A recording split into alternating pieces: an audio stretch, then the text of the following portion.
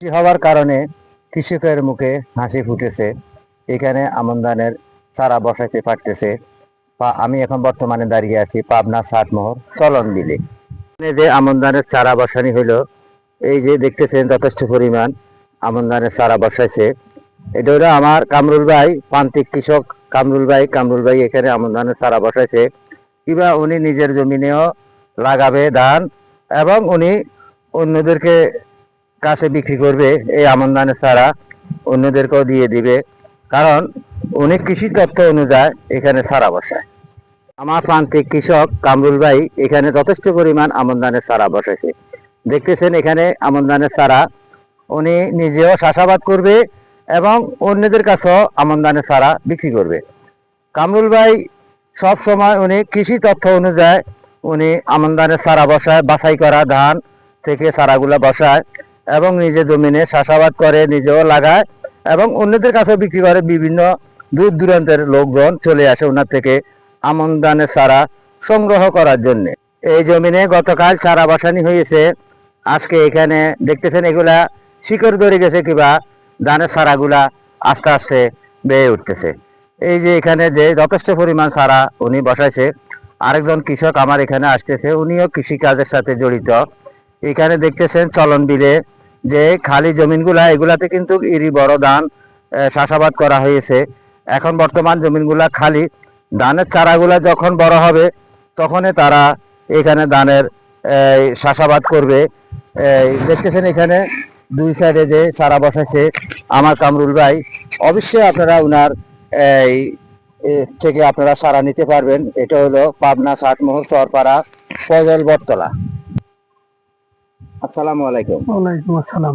এখানে যে ধানের চারা বসাইছে কামরুল ভাই, আমার প্রান্তিক কৃষক কামরুল ভাই, তো ওনার থেকেই মানুষের ধানের চারা নেয়। হ্যাঁ, নেয়। খুব ভালো মানের বেতন এবং ভালো মানের বীজ সে তৈরি করে, এবং তার নেই অনেক কৃষকরা তাতে ধানের চারা রোপণ করে এবং বেতন নিয়ে তারাও রোপণ করে।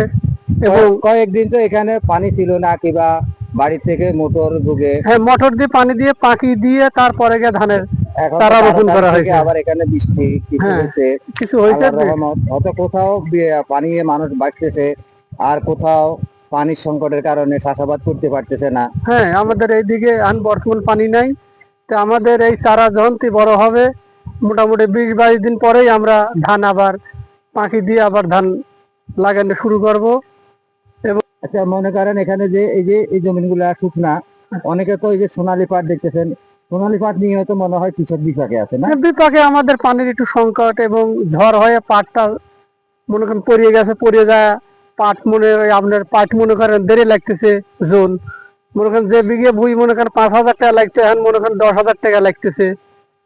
আচ্ছা, এখানে যদি কামরুলবাগ থেকে যদি আপনার এখানে পাবনা যে পাবনা জেলা কিংবা আপনার দূর দূরান্ত থেকে যদি লোক আসে, অনেকের তো হয়তো এখানে পানি হয় না, অন্যদিকে তো পানি হয়েছে, তো তারা তো এখান থেকে মনে হয় যথেষ্ট পরিমাণ ধানের চারা পাবে না? হ্যাঁ, পাবে।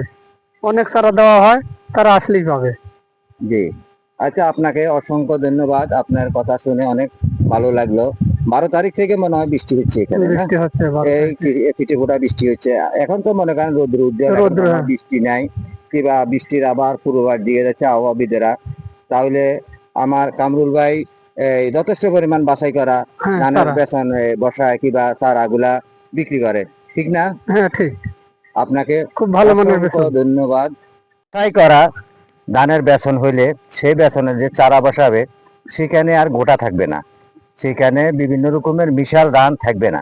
কারণ আমার এখানে প্রান্তিক কৃষক কামরুল ভাই, উনি কৃষি তথ্য অনুযায়ী উনি এই ধানের চারা বসায় কিংবা যে কোনো কৃষি উনি কৃষি তথ্য অনুযায়ী উনি করে, এবং উনি কৃষি প্রশিক্ষণ প্রাপ্ত বলে ওনার থেকে অনেকেই কিন্তু বেতন নিয়ে যায়।